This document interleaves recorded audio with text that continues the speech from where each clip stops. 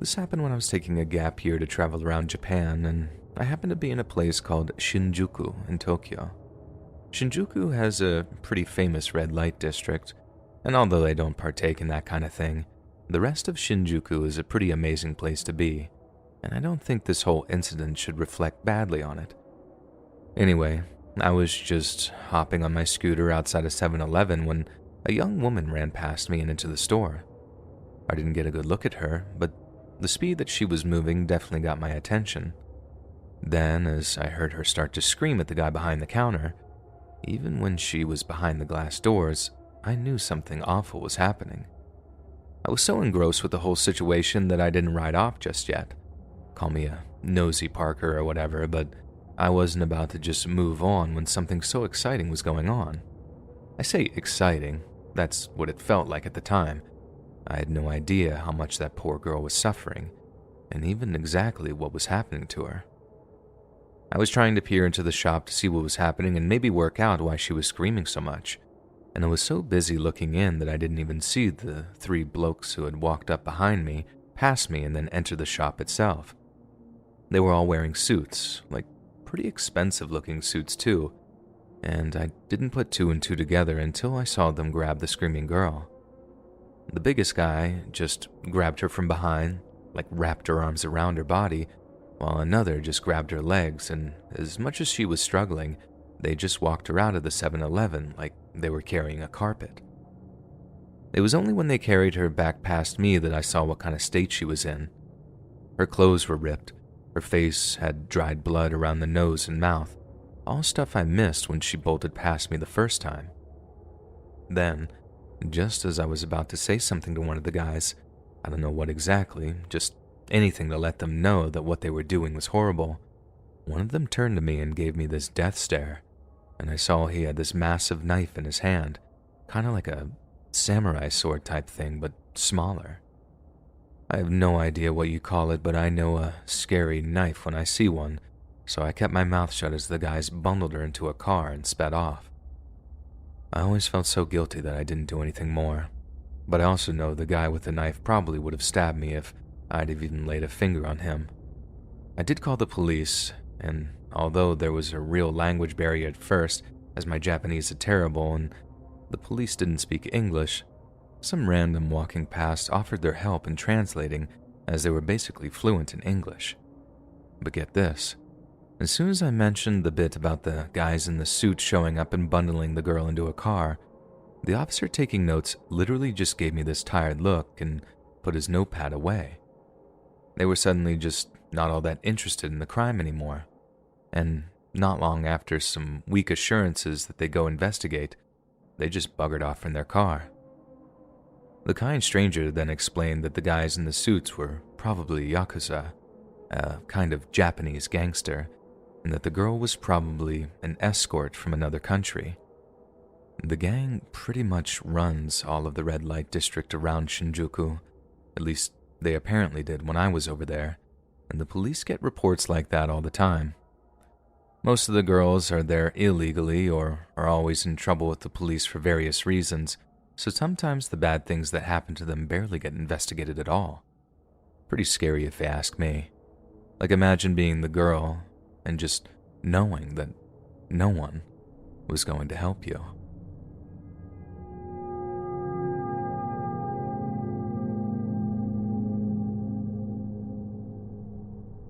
I've been living in Japan for almost 10 years now, as I settled here after retiring from the military. I fell in love with Japanese culture, their food, and their people.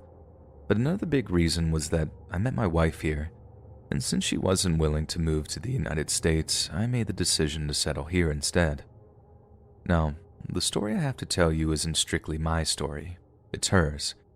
But I know for a fact that she wouldn't be happy on typing it out, nor is her English to the level that she'd be able to properly describe the whole thing. But I can assure you, I have her consent to tell the story as it's almost as morbidly fascinating as it is horrifying. In early 2002, my wife was around 10 years old and she was living in a place called Kokorakitaku. One day, she saw her neighbor's car pull up outside his home, and it looked like he was kind of dragging a girl from the passenger seat and back inside the house. Not dragging like she was kicking and screaming, more like a scolded child who was in trouble with their parents or something. But it was still very distressing to see a man treat such a young girl like that. Japanese parenting can be extremely harsh, and girls like my wife were taught that the father is always right, no matter what. So although what she saw was very upsetting, she didn't think it was any of her business or whatever, so she didn't speak up about it. But then a few days later, she happened to see the exact same girl escaping from the house again. Only that time, she looked like she had been through torture. She absolutely bolted off down the street, hair a mess, half clothed, and it was only then that my wife knew something was seriously wrong. She mentioned the whole thing to her mom, trying to tell her that she thought something really bad was going on in that house. Turns out there was, and it's one of the evilest things I've ever heard in my whole life. Her neighbor turned out to be a guy named Futoshi Matsunaga, and I swear to God that man was the devil incarnate. He once blackmailed a guy into moving into his home, as the guy used to be a criminal who hadn't been caught for his crimes, and Futoshi said he'd go to the cops and snitch on him if he didn't do what he said. Once the guy had moved in, he basically tortured him to death with electric shocks. At one point, he made the guy eat his own feces, but he soon got bored of doing all that stuff himself, and then started getting the guy's own daughter to torture him too. I heard he made her bite her own father so hard it drew blood, and once he made the kid electrocute her own dad so much that his heart stopped, and he died. After that, he made the girl smash up her own dad's body with a hammer before tossing the remains into the sea. And after that, he kept the guy's daughter prisoner, basically with the same ploy of, do as I say, or I'll tell the cops what you've done. And the girl believed she'd go to prison too. I mean, he talked her into thinking she'd kill her own dad, which I suppose she had, so I get why she was so terrified of him. But anyway, Futoshi ends up meeting one of his murder victim's friends, takes a liking to her, and decides to make her his next victim. I have no idea how he did this, but he ended up either blackmailing or conning her out of tens of thousands of dollars. He then basically mentally and physically tortured the woman and her daughter for years, until the woman finally jumped out of the second floor of his house. Some think it was an attempt to take her own life, others say it was an outright escape attempt, but the end result was the woman being put in a mental institution. So, the whole time this is happening, Futoshi has an accomplice by the name of Junko. After the first two messed up things happened, Junko tried to escape. So, to get her to come back, Futoshi actually faked his own death by pretending to take his own life. I have zero clue how a person would go about doing that, maybe via a phone call or something so she couldn't actually see what he was doing, but it worked, as she ended up going back to the house where she was then taken prisoner again. Junko's family then came to try and rescue her, and somehow Futoshi held them captive too, and basically used them to bankroll all of his evil acts. From what I heard, after the family had a huge fight, Futoshi forced Junko to electrocute her own father to death, just like he'd done with his first victim.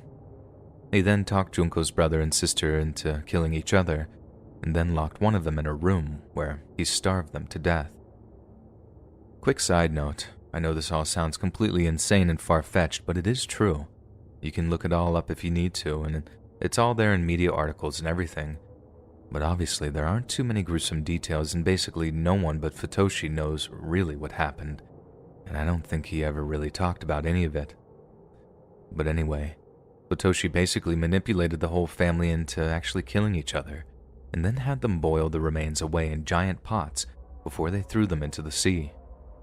The whole time this was going on, he was holding the first guy's daughter captive, and it was her who my wife saw escape that day. If you ask me, the girl who escaped is basically a hero, because if it wasn't for her survival instincts and her determination, the guy might have gone on killing for years. Even after he basically wiped out the family, he kept on conning people out of money and convincing their kids to come live with him. People say he used drugs or hypnosis to get people to kill each other, and I'm not sure if that's actually true, but I really can't imagine what could make a whole family turn on each other like that. So maybe it is true.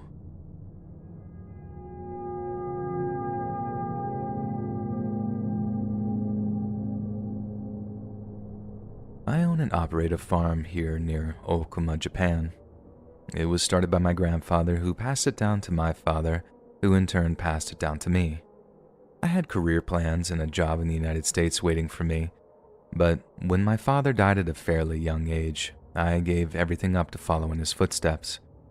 It was his dying wish that, instead of just selling the farm off to another family or a large company, his own blood would continue to run it, so that we could still have our name attached to it. How could I say no to that? Well, I couldn't, so here I am. Not many of you will be familiar with the name Okuma, although maybe some of you are. I met some Americans who have an astonishing amount of knowledge concerning Japanese culture and geography, but it's a prefecture with a very famous name, and once I tell you it, you will start to understand why my story is so horrifying. The name of the prefecture I live in is Fukushima. It was the 11th of March 2011, a day I'll never, ever forget.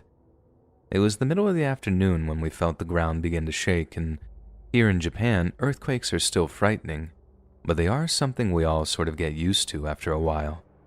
Even the tsunami wasn't very bad for us, as we are far back from the coastline, on higher ground than the cities, so the water didn't reach us. We saw all the destruction on television, and although I felt very bad for those affected, it would obviously not affect our farm very much. I remember hearing about the nuclear power plant and how some people living close to it had been evacuated, but the TV said it was merely a precaution at first. Only later did they admit that there had been meltdowns in the reactors and that the explosions had contaminated the air around it. At first, it was just a few thousand who needed to leave their homes, then it was 10,000, and before long, everyone within a 13-mile radius of the power plant had to leave their home in order not to be affected by the radiation, and that included me. When the men from the government showed up at my farm and told me to leave, I refused. I couldn't leave my horses. I just couldn't. Without me or my farm hands, they would starve to death, all 130 of them. The men told me that if I didn't leave, I would be at risk of developing cancer, or worse, I might be overcome by the radiation and die a very painful death. I told them that I would rather die the worst pain imaginable than dishonor my father by letting the farm die. And while the farm lives, part of my father and grandfather still live. If it died, their legacies would also do so. And so, you must understand, that is completely unacceptable to me. I couldn't leave the farm, and I did not develop cancer either, or yet, but staying at the farm was still incredibly painful for me. Of my 130 horses, I watched 90 of them die over the course of the next 5 years. Sometimes it was 2 or 3 a night. I would walk out into the morning to check on them and see their dead bodies just lying in the fields or in their stables. Slowly, it slowed down until only 1 a day, then once a month, until it was only the survivors left.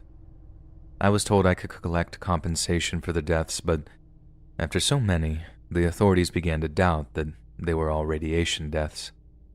We had to start performing autopsies on the bodies to prove that they had lethal amounts of cesium in their skin and organs, and sometimes we were told it was not a lethal dose and they refused to pay us money. It was one thing to watch my beloved animals die over time, but then to be called a liar or a cheat by the same people who were so very sorry at first. This is the gravest insult imaginable to me. Some of my horses have been sent to live on other farms to keep them safe, and as the levels of radiation decrease over time, I'm slowly bringing them all home. Day by day, the farm is coming back to life, and I will never give up on it. If need be, I'll die here with it, and I'll be buried where my horses are buried, right along with them. In Japan, we call the survivors of the atomic bombs the hibakusha, but if you add another Chinese character, most of our letters are taken from Chinese, mind you, the word becomes one that means someone exposed to radiation. I know my suffering doesn't compare to those who suffered in Hiroshima and Nagasaki, and I would not pretend to have suffered the same as them. But sometimes, with the way we are treated by the rest of Japan, with the way my products are constantly tested for radiation even though I make sure that they're all safe to eat. Sometimes I too feel like I could be called a hibakusha.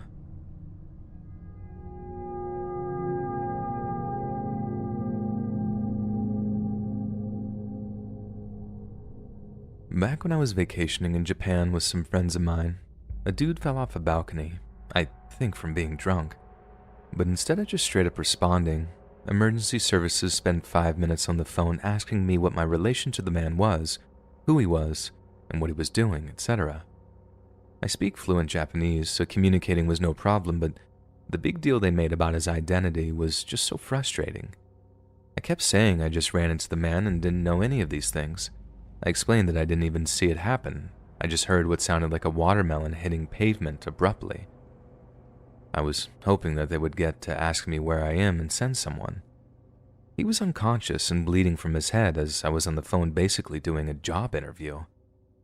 Then after the ambulance arrived, they asked me to get in the ambulance with this guy and even had him taking off his clothes while I was there. They spent 15 minutes in the parking lot asking me and him questions. He clearly had amnesia and didn't know anything, and I was still just as clueless as to what happened as I was on the phone. I hope he's okay, but honestly, they wasted so much valuable time trying to get pointless answers out of the guy instead of treating him. It made me scared that if anything bad happened to me, I might bleed out or drown or whatever, and they'd be asking some other person all these same dumb, redundant questions.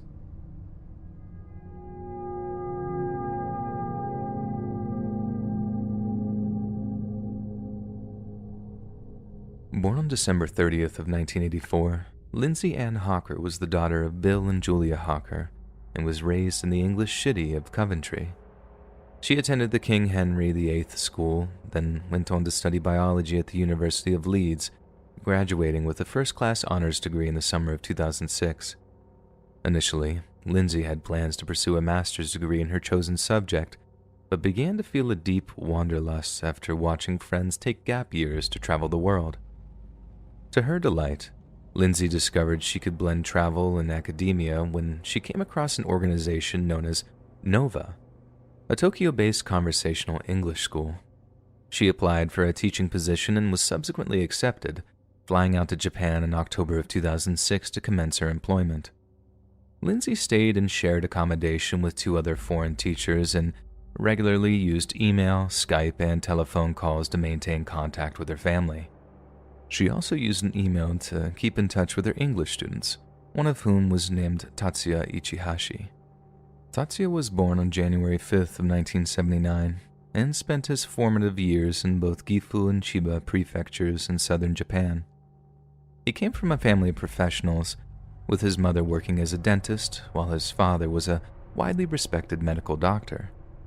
Yet after graduating from Chiba University in 2005, Tatsuya failed to find work, and at the time he enrolled at the Nova English School, he was living on a parental monthly allowance of about 100,000 yen, which is equivalent to about $760.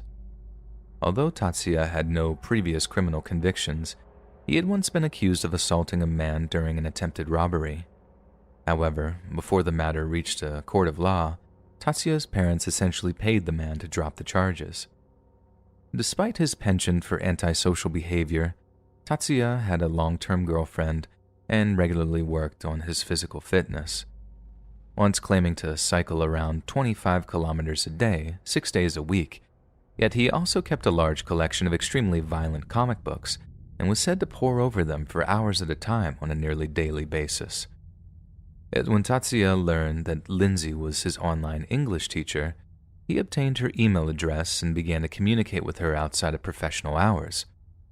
Nova's website included small biographies of their teachers, and this was how Tatsuya was able to find out what Lindsay looked like. A few days later, he happened to be present at the same train station that Lindsay used for her commute, and he approached her to initiate conversation.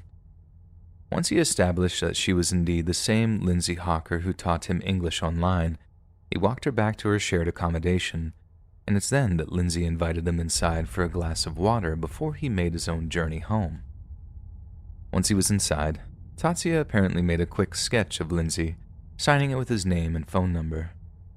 This endeared Lindsay to him so much that she agreed to meet him for a private English lesson at a cafe 4 days later.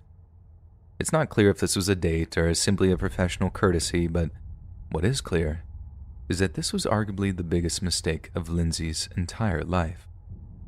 The pair met at the cafe on Saturday, March 24th of 2007, and for some reason, Lindsay agreed to briefly visit Tatsuya's apartment once the meeting was over. After catching a cab to the apartment, which was just a few hundred yards from the cafe, Lindsay asked the driver to wait outside for a few minutes, as she wasn't planning on staying very long. Around 10 to 15 minutes later, when she failed to emerge altogether, the taxi driver drove off, having assumed she'd changed her mind. Back in the UK, as the hours ticked by, Lindsay's parents noticed that she hadn't been in contact with them that day. Due to the huge time difference between England and Japan, it was common for their communications to be staggered, but Lindsay never failed to check in with them. Her parents then contacted Lindsay's boyfriend, who was also patiently awaiting her return to the United Kingdom, but he told them that he too hadn't heard from her at all that day and was starting to become very, very worried.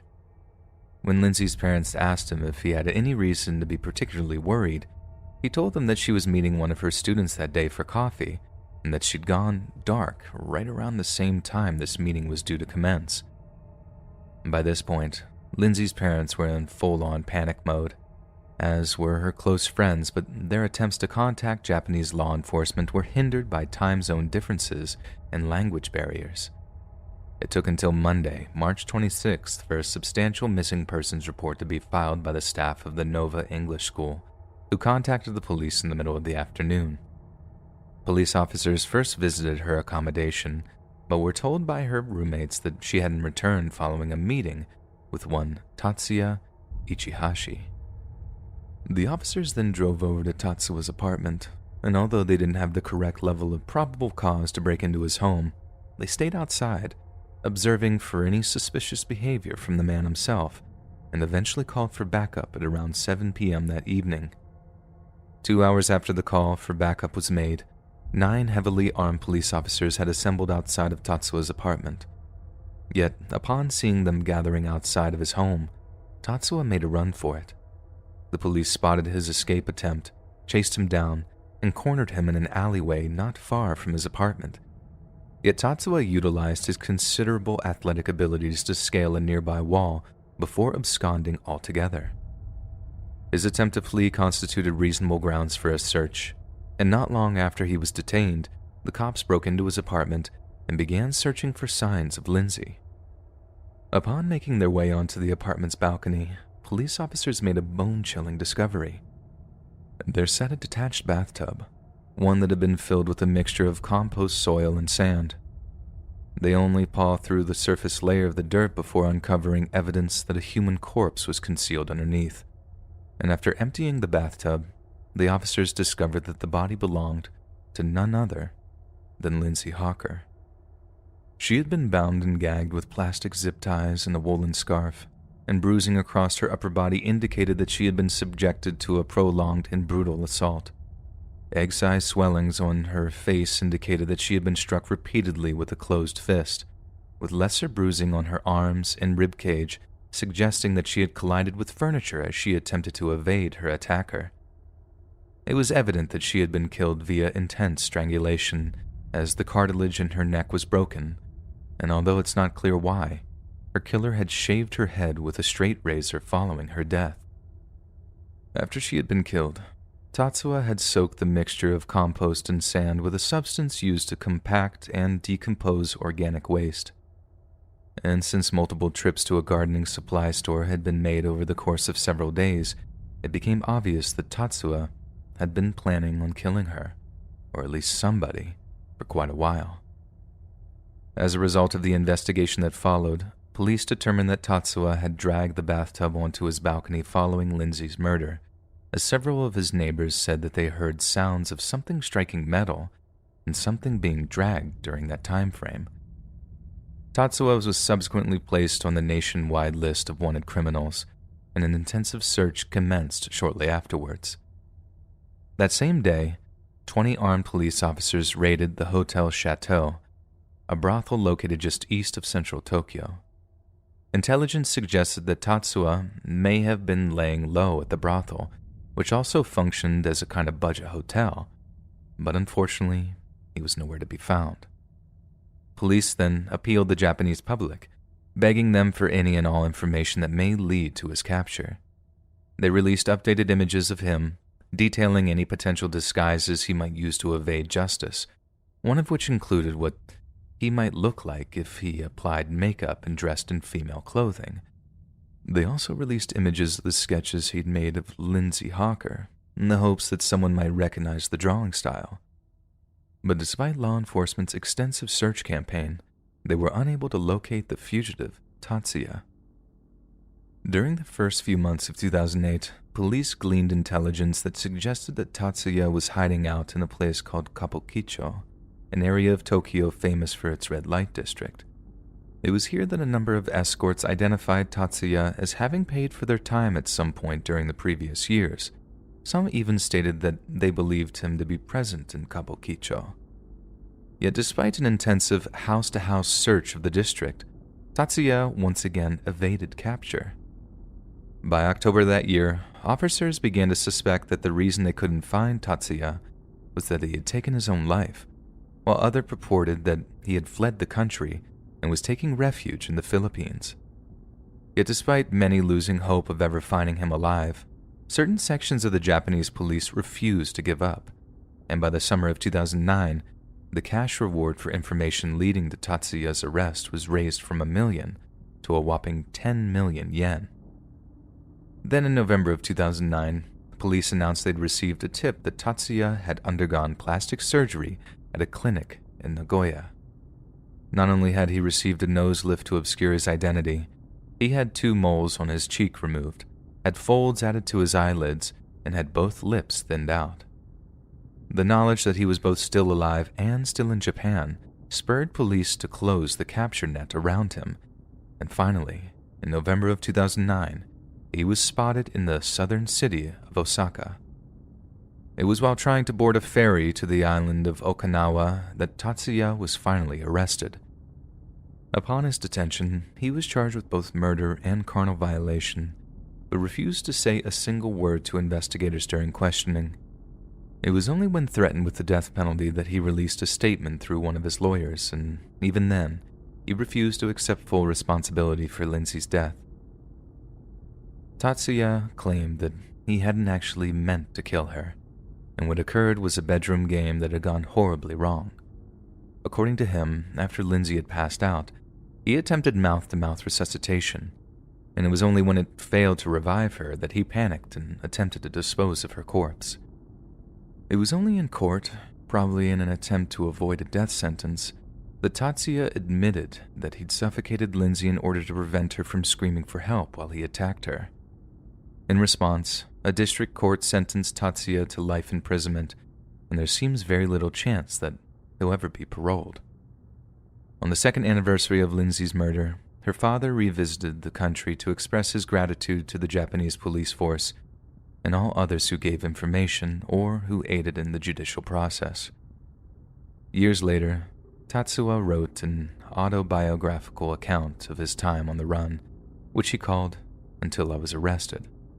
Its publication was extremely controversial, so to offset the outrage, he offered to pay every penny of the book's revenue to Lindsay's family, but they rejected the offer. In their eyes, Tatsuya had taken away the thing they valued most in the world, the life and love of their daughter, and nothing, especially not money, could ever heal the wounds they'd suffered.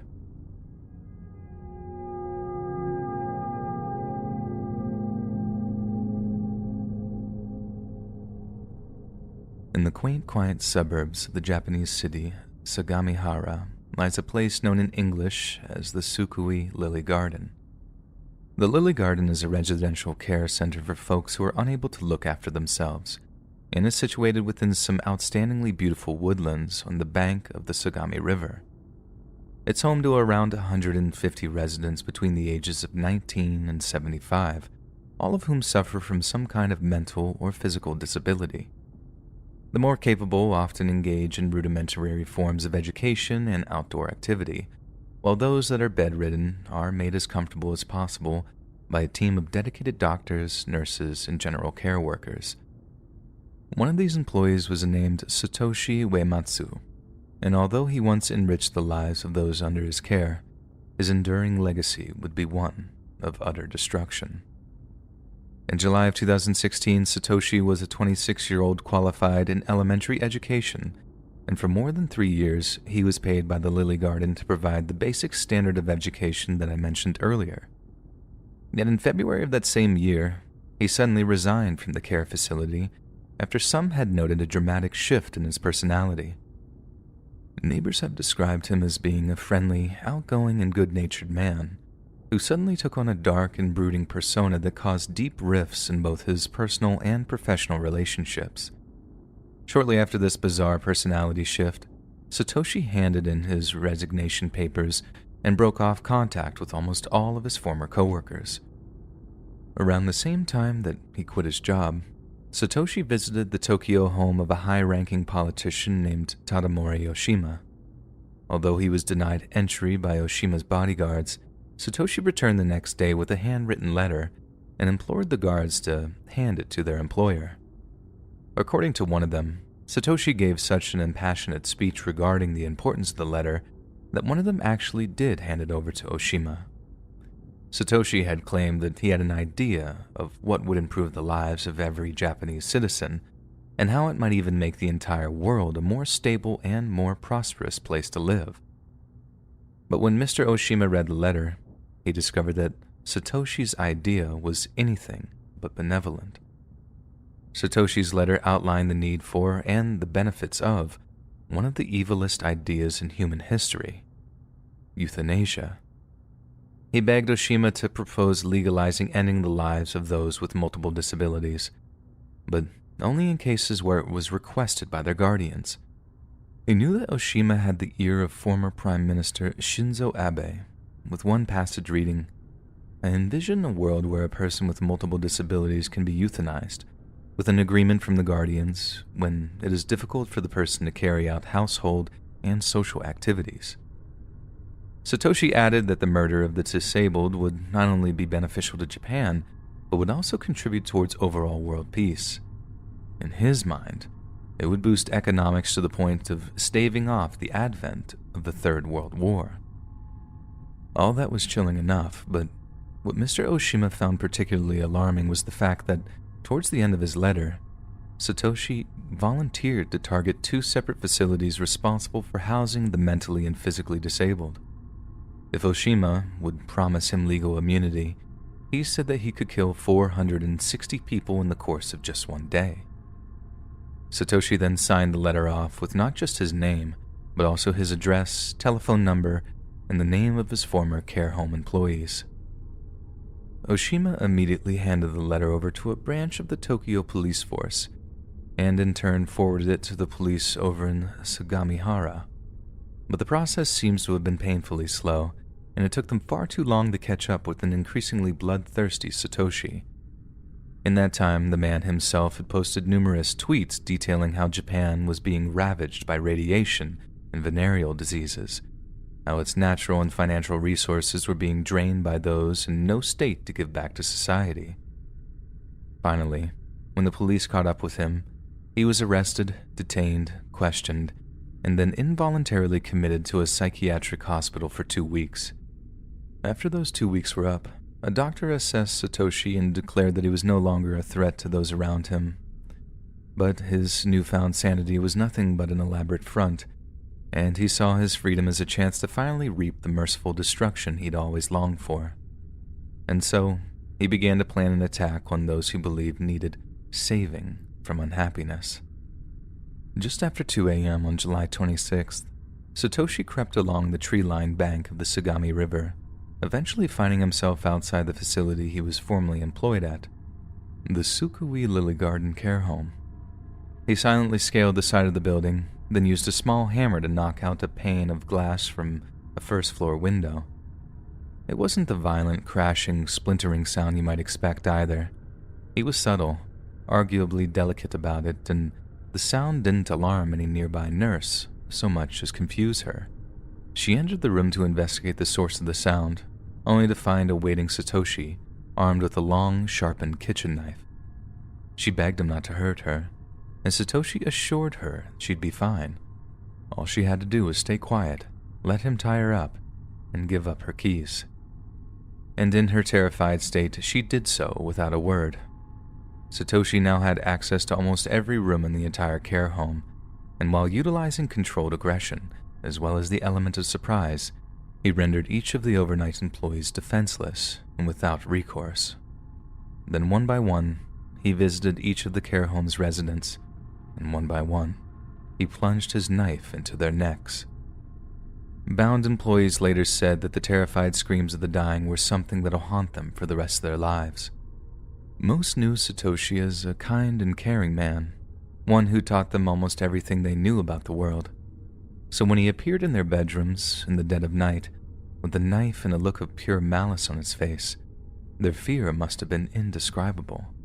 Uematsu killed 10 women and 9 men that night, each aged between 18 and 70 years old. On top of that, he injured 26 others, inflicting life-threatening injuries on people that had grown to love him over the course of his teaching tenure. But it would have been many, many more if it wasn't for the courageous actions of some of the care staff, who broke free from their bonds and rushed in to inform emergency services. They made the call just before 2:30 a.m. and began screaming in Satoshi's direction that the police were on their way. Satoshi entered a frenzy of violence following the news, but he was unable to take revenge on the escaped workers thanks to them barricading themselves inside one of the wards. 20 minutes after the call, Satoshi fled the care home, just in time to avoid capture by the responding police units, who were greeted by nothing short of a bloodbath when they arrived. A total of 29 ambulances were sent to the facility, and this is mostly the reason why so many of the severely wounded had their lives saved. Satoshi, on the other hand, was actually not attempting to escape and had handed himself into a local police station. He'd also brought the murderer weapon along with him, as proof of the evil he'd wrought on those who'd once trusted him, even loved him. When news of the murders hit the headlines, the shock and horror of the Japanese public was palpable. The horror was even felt by those around the world, who wondered how such an act of evil was even possible. The Japanese chief cabinet secretary acknowledged that the attack was a heart-wrenching and shocking incident in which many innocent people became victims. He also said that the Ministry of Health, Labor, and Welfare would investigate ways to prevent a similar attack from reoccurring. Several of Japan's major media outlets labeled the murders a hate crime against the disabled, and the fact that Satoshi was a vocal proponent of euthanasia stunned all who learned of it. Shockingly, by September of 2016, the case had generated a huge amount of controversy both in Japan and abroad. Very little information had been released about the victims of the attack, and some Japanese were quick to inform the wider world that this was due to Japanese culture and stigma, how they were considerably less accepting of the physically and cognitively impaired than their Western counterparts. In Britain and America, the victims would have been venerated, perhaps had a memorial erected to honor them. Yet in Japan, there was nothing of the sort, and some said even the families of the victims were reluctant to publicly identify themselves. On February 20th of the following year, after a thorough analysis by Japanese psychologists, Satoshi was legally declared sane to stand trial for the 19 murders he'd committed. On top of that, he was also charged with 24 counts of attempted murder, 2 counts of illegal confinement causing injury, and 1 count of violating the Swords and Firearms Control Law. A few months later, Satoshi defied the wishes of his defense counsel, saying that denying the charges against him would be quibbling and would make the trial too complex. Even in light of his guilty plea, the prosecution announced that the death penalty was officially being sought against Satoshi on account that his rampage was inhumane and left no room for leniency. Finally, on March 16th of 2020, Satoshi was sentenced to die by the Yokohama District Court, and just 2 weeks later his death sentence was finalized after he withdrew his chance of an automatic appeal. In order for the local community to move on from the painful memories of the massacre, the owners of the Sukui Lily Garden ordered the main residential facility to be demolished. However, the facility has since been rebuilt and was opened in July of 2021, complete with a memorial to those that lost their lives. The memorial represents a shift in Japanese culture, which has since made an effort to further recognize the struggles of those with mental and physical disabilities. The mother of one of the victims, a 19-year-old girl named Miho, told a national news outlet, "I hope the victims will continue to live in someone's heart. I want people to remember Miho. It's hard and discrimination has caused a lot of sad cases, but I find that when I write Miho's name on the monument, it keeps her alive inside my heart."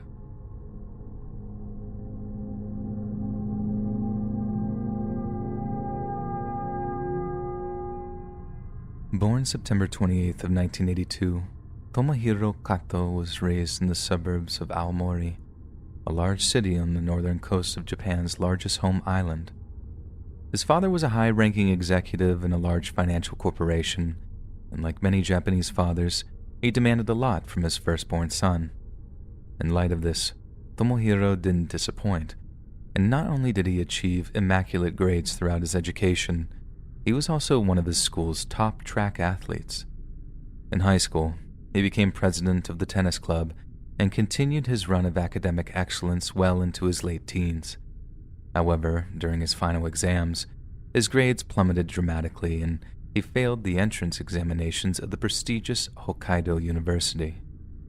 So instead of following in his father's footsteps, he enrolled at the Nako Nihon Automotive College, where he studied to be an auto mechanic.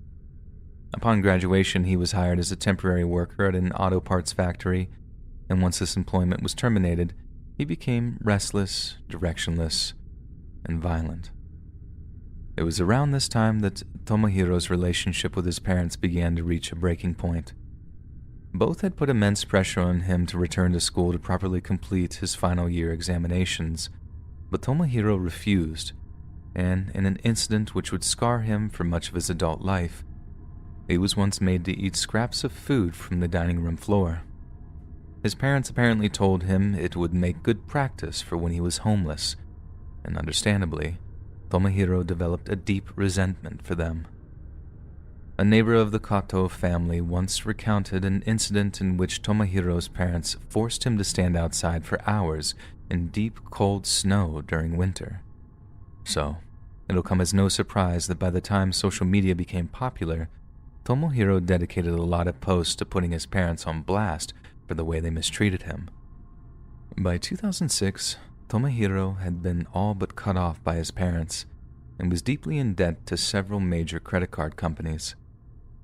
Having fallen into a deep depression, he attempted to take his own life by crashing his car into a solid concrete wall, but was unsuccessful in the attempt.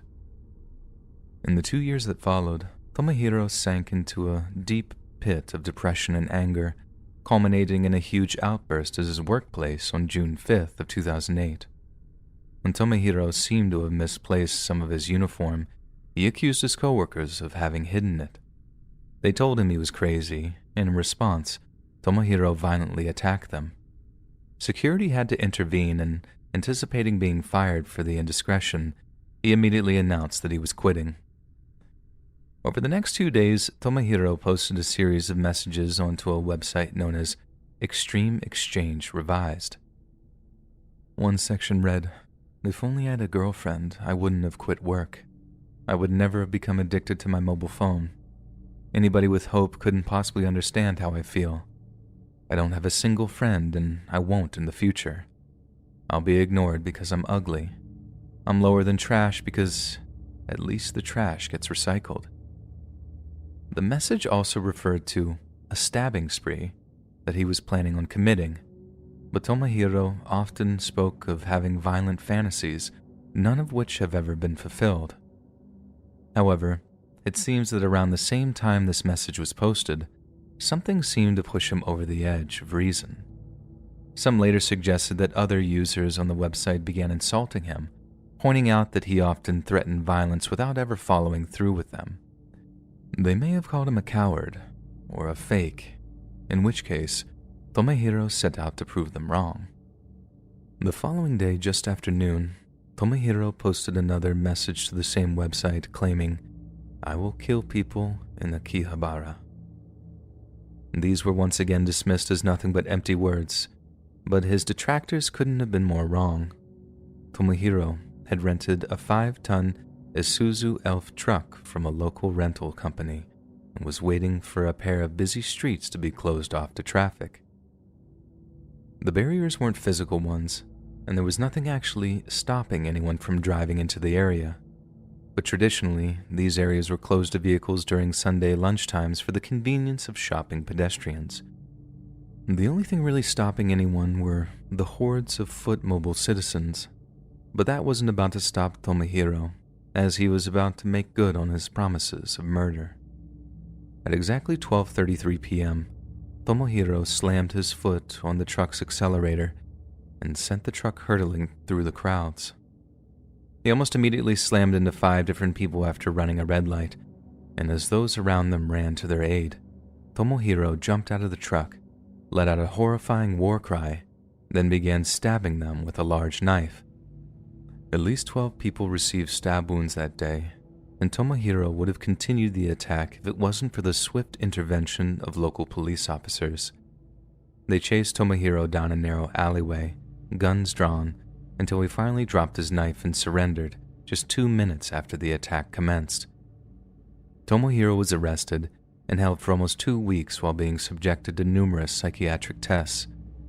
He told police that he'd been planning on killing people for a long time, and despite deleting all of his online threats in the moments before the attack, he gave law enforcement an in-depth account of all the things he'd written, claiming they were all cries for help, posted publicly in the hopes that someone would stop him.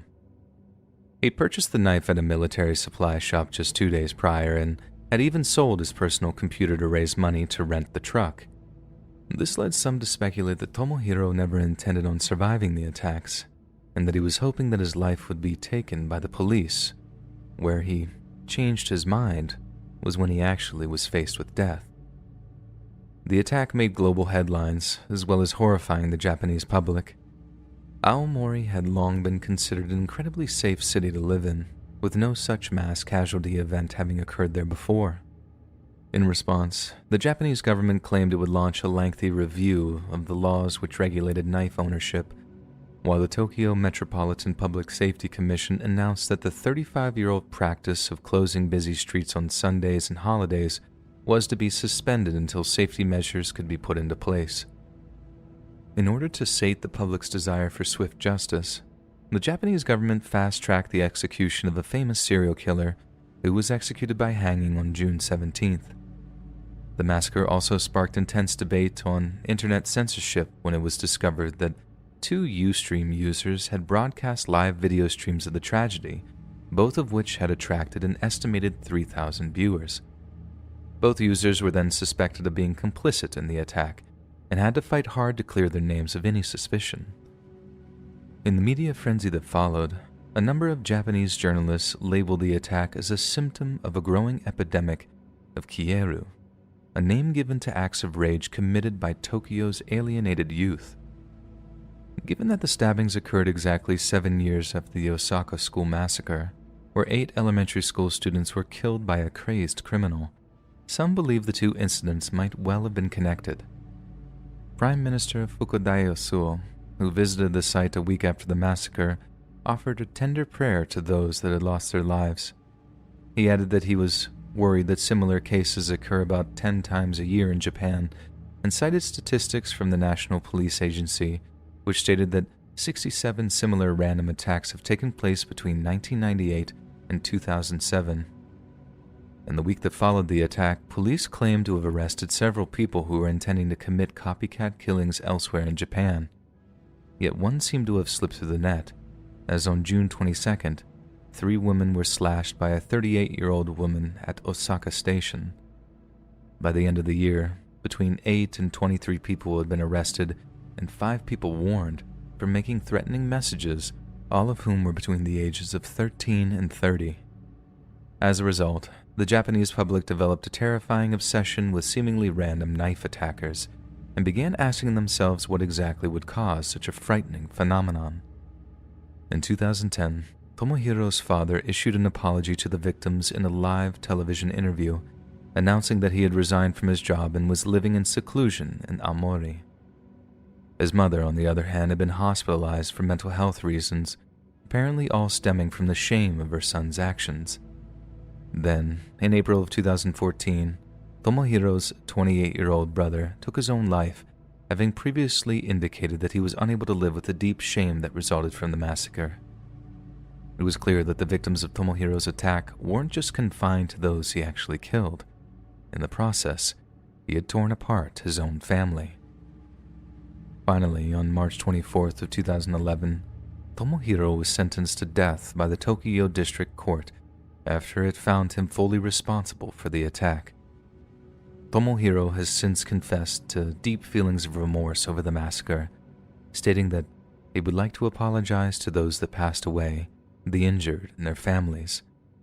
However, he also stated that he had no memory of some parts of the incident, and it's unclear whether this was to diminish his own responsibility or a natural trauma response at having committed such an obscene act of violence. But regardless, Tomohiro is doomed to die for his actions, and he is currently on Japan's version of death row, awaiting his inevitable execution. Hey friends, thanks for listening. Click that notification bell to be alerted of all future narrations. I release new videos every Monday, Wednesday, and Friday at 7 p.m. Eastern Standard Time. If you got a story, be sure to submit them to my subreddit, r/Let'sReadOfficial, and maybe even hear your story featured on the next video.